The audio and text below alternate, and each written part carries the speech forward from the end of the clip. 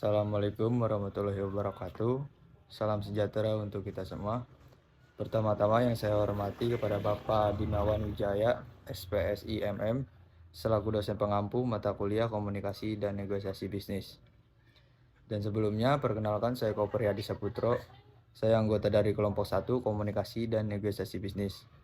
Dan sebelumnya, saya akan memperkenalkan anggota dari kelompok 1, di mana beranggotakan yang pertama Kopriyadi Saputro, kedua ada Dera Ganjar Yoga Rais, dan terakhir Muhammad Rivaldi. Dan untuk pembahasan kali ini yaitu tentang bisnis plan sebuah brand fashion di Cikampek yang bernama Random Culture. Baik, untuk mempersingkat waktu, materi pertama akan dijelaskan oleh kawan saya yaitu Muhammad Rivaldi.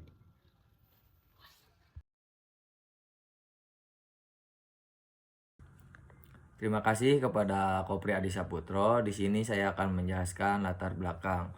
Fashion di Indonesia kini semakin berkembang mengikuti arus modernisasi. Perkembangan ini menjadikan masyarakat sebagai masyarakat yang selektif di dalam menentukan gaya hidupnya. Gaya hidup sangat erat hubungannya dengan fashion, karena adanya fashion akan menunjang penampilan seorang agar lebih menarik dan menjadi trend center di masyarakat. Persaingan bisnis pada bidang fashion sangat ketat, terutama pada bidang pakaian.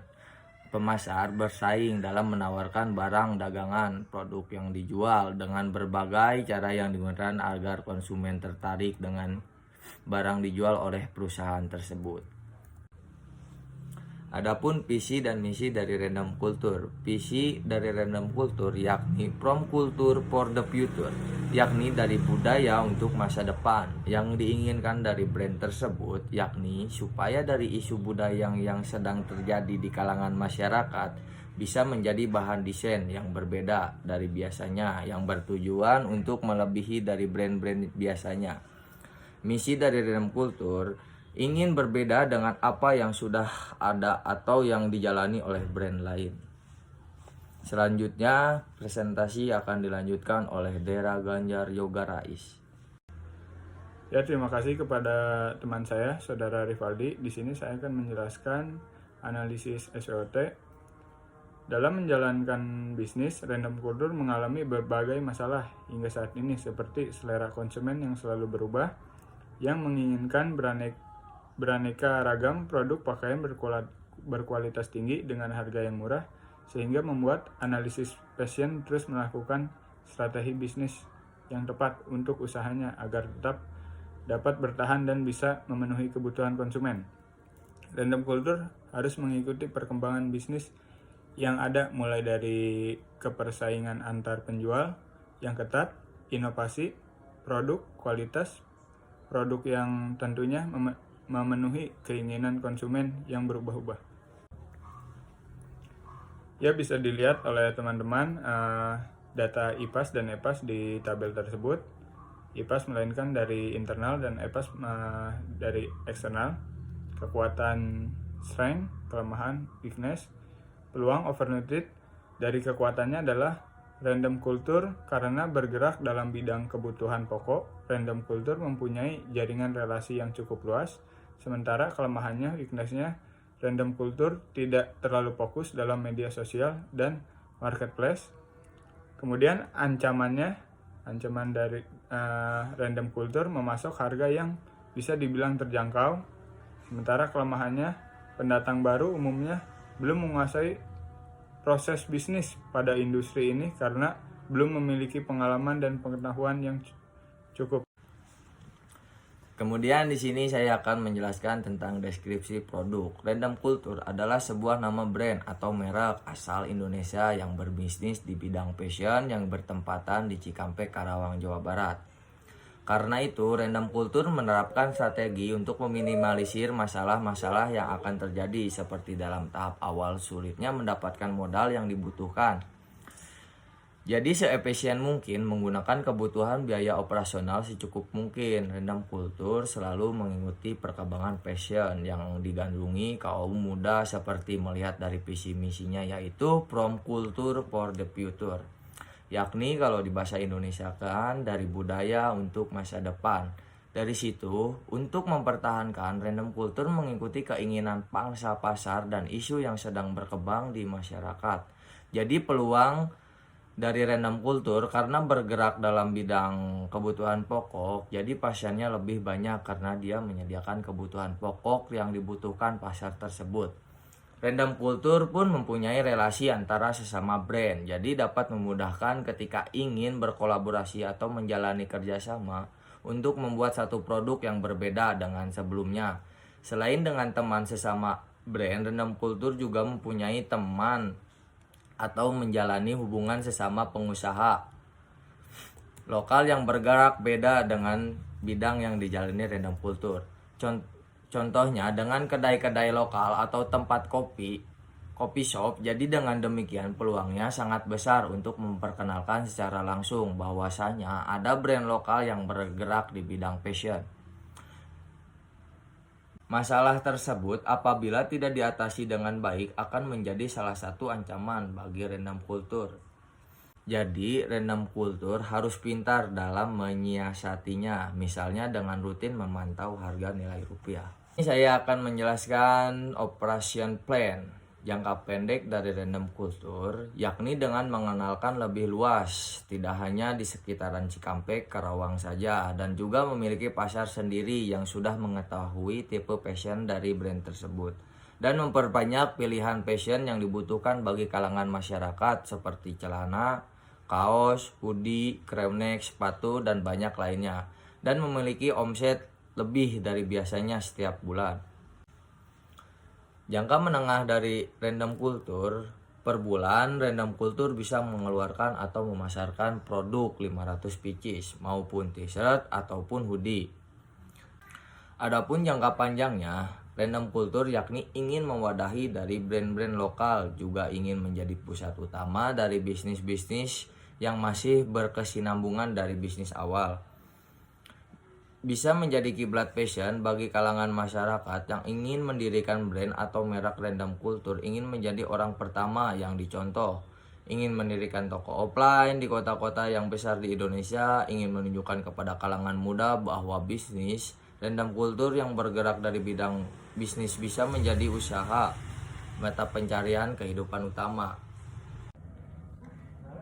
Ya, di sini saya akan menjelaskan materi tentang rencana pemasaran. Yang pertama yaitu periklanan. Periklanan menggunakan sosial media seperti Instagram, Facebook, dan juga menggunakan Shopee, Tokopedia, dan e-commerce lainnya. Selain itu bisa menggunakan jasa endorse. Yang kedua, promosi penjualan. Dengan menggunakan diskon buy one get one dan menggunakan voucher semenarik mungkin untuk menarik konsumen agar membeli produk random culture. Dan yang terakhir, yang ketiga, pameran dan fashion show. Pameran rutin dan fashion show setiap per 3 bulan sekali untuk memperkenalkan brand dan meningkatkan segi pemasaran dan memperluas jaringan. Ya, di sini saya akan menjelaskan tabel dari modal awal seperti teman-teman lihat di PPT, yaitu tanah bangunan 9 juta, kendaraan 1 juta, kas 5 juta, peralatan 4 juta, dan biaya lain-lainnya 2 juta, sehingga total dari keseluruhan modal awal yaitu 16 juta rupiah. Di sini saya akan melanjutkan materi dari aspek finansial. Yang pertama itu biaya operasional dari sebuah brand random culture. Yang pertama ada biaya pemeliharaan dengan total per tahun yaitu 3 juta rupiah. Kemudian biaya tenaga kerja dengan per orangnya 50.000 dengan jumlah karyawan 3 orang, dan untuk per bulannya yaitu 4.200.000 dan untuk per tahunnya 50.400.000.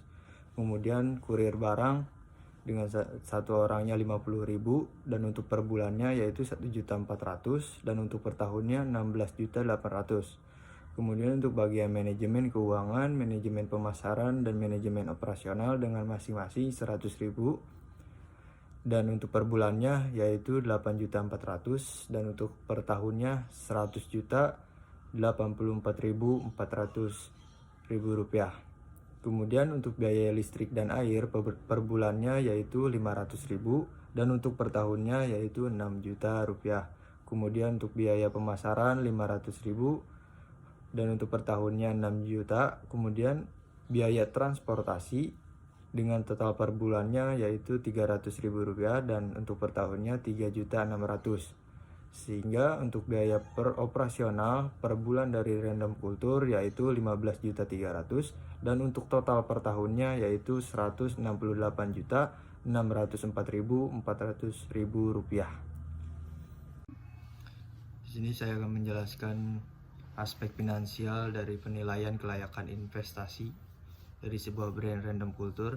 Yang pertama ada payback periode, adalah suatu pengambilan keputusan investasi melalui keuntungan atau profit dalam kurun waktu tertentu dengan hasil pengukuran 1 tahun 9 bulan dengan keterangan baik. Kemudian ada average rate of return atau ARR yang merupakan tingkat pengambilan nilai investasi berdasarkan perhitungan jumlah kas masuk yang diterima selama masa berjalannya investasi tersebut yang dibagi dengan jumlah periode atau tahun berjalannya investasi itu sendiri dengan nilai 38%.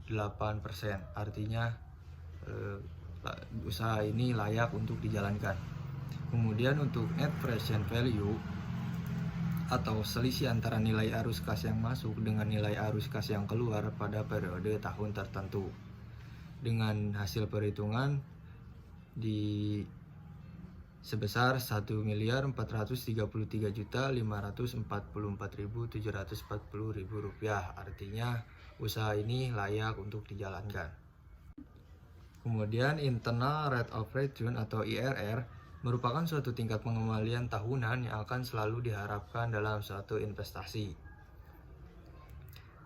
Berdasarkan hasil pengukuran dapat dihasilkan sebesar 28%, yang artinya usaha ini layak untuk dijalankan.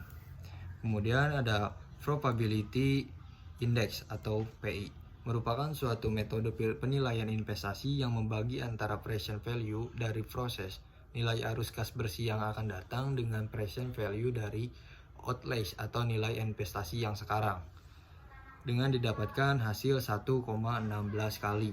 Artinya probability index PI lebih besar dari 1, maka bisnis ini dikatakan baik.